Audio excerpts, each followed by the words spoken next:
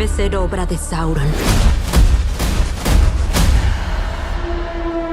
So guys, first of all, it's an honor to be with you today. Thank you for the space. The second, congratulations for second season, The Rings of Power.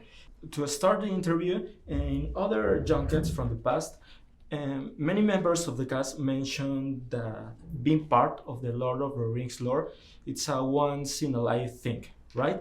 So for this second season, how difficult has it been to reintroduce yourself in all this universe as complex, incredible from Tolkien?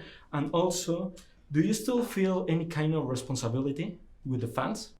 Well, there's always responsibility, I think. There's responsibility. I mean, just the word Tolkien is so heavy with responsibility for whoever, you know.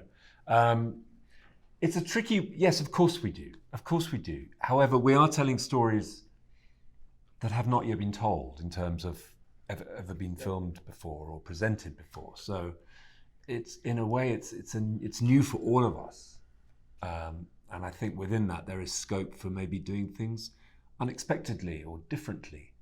And I think we have the space within the gaps that Tolkien left in his writing. I think we have the space to do that. One of the things I really like about working on this adaptation is that I think it's a space to introduce a new generation of fans into Tolkien. So for example, for me growing up, the films were my introduction, and I hope that this in some way can also be that for other young. It's a good question. I think what happens is you come back and you get a script, and all of a sudden, just through that script and that new story, you're falling back into that world. And we have incredible production teams here in terms of the art department, production design, costumes, everything that's built and made around it. So it's very easy actually to dive back into this world. And the exciting part is just knowing the love and the passion, the commitment of the fan base and people who love Tolkien. And I always feel that great excitement as well as responsibility to think, oh, here's a story. I think the story will be liked. They'll be involved. They'll feel all of the conflicts that I have in this character, all of the difficulties in the situation. They'll have an opinion. They'll hopefully be moved. So it's a very exciting prospect when it's just there in 2D on the page, and you begin to bring it back to life. I think back to when we did the press tour for season 1, and we sort of we were introducing this version of this chapter of Tolkien's story, and we had the premiere. And then we almost immediately started working on the second season. So we didn't have a lot of time in between. It was sort of, here's the show, it's out, and now we go right back to work. So I think at that point, we really had ownership over these characters. Season 1, we had to sort of evolve into them, figure out who they were, what made them tick, figure out how we are going to portray them and interpret them. And then coming back to season 2, we had a little bit of time away, but at that point it's like, okay, well, I know who the character is, but now I need to figure out, well, how are they changing, and how do we sort of then portray that evolution and that change along with them? But I think there was a little bit of okay, well, there's some muscle memory here. We don't have to start from scratch. We know them, but now we need to sort of evolve with them as well. So season 2, you're gonna see all of the characters in different states of evolution and change. In the first episode of this second season, we see how Sauron, now Anator, came back to life and his road to meet Galadriel.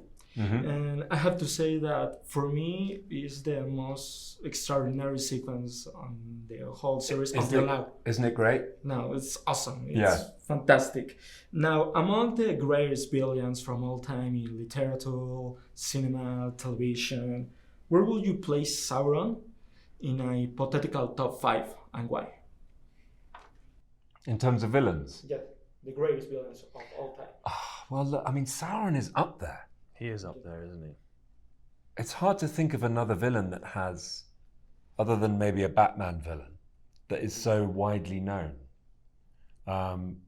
You'd probably disagree with me because your knowledge is much better than mine. But can you think of one that eclipses Sauron? Even the word Sauron conjures up. Yeah.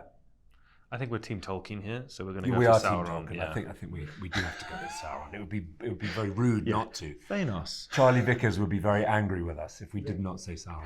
Probably. Yeah. Probably. Nice. So finally and very quickly, I would like to know if you were in possession of power rings in real life, how will you use them? For good, obviously.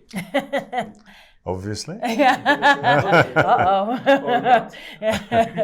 How would you use your rings, Cynthia? Gosh, I mean, it's interesting because obviously we're telling the story of how people are using the rings in a more manipulative way. I would hope that they could be a force for good. You would want to do, try to affect as many people as you could with the best intentions. But what's challenging is you never know what ripple effect that might have. But I would be hopeful and say that, if you could sort of wave the magic ring, as it were, put it on your finger, that, you could just sort of create an atmosphere of peace, create an atmosphere of love. These are very challenging times in real life as well as in Middle Earth. And so, I would just hope there would be some way to sort of come back to our sort of own love and humanity and peace. I know that's a cheesy answer, but that's what's in my heart. Good answer. I was just thinking about the great leaders and whether, if Nelson Mandela would he have needed to put on a ring? I don't think he would. Maybe not. I don't know. The question is, because it's external power, isn't it? And whether any of that power is innate or whether in trying to gain for extra power, that always becomes a problem. So I would refuse to put the ring on. That's what would happen. Or I'd because say, you no would thanks. because you would disappear otherwise. I don't want millions of pounds. I don't want... I will use it. You'd use it? Yeah. Okay. Peace on earth, man. I think that's the one, right? Yeah, mostly for good. How would we use them? I reckon I'd want to defeat a problem. I'd want to defeat a problem. Yeah, what problem? A world problem. Yeah, world problem. I would want. First of all, I would try and create peace with the rings. So you'd have to distribute. You'd have to have loads of rings. No, that'd be Distribute too them much. all No, around because the there's some world. people wouldn't always be that peaceful. So that it could be chaos. You will share these rings with others or just you? If they were going to work, if like Sauron uses the one ring to control all the other rings, that seems to me a good plan. But then you'd be at the helm, would you? Of ultimate power. Yeah, I guess I would be at the helm. You like that? You'd like that, wouldn't you? Well, look, we've been given the opportunity to heal the world. I think if we could do that, and if you were headstrong, it'd be fantastic. Yeah, I mean, if I knew what I was doing. The world, according to Charles Edwards. I don't know if I'd trust myself to.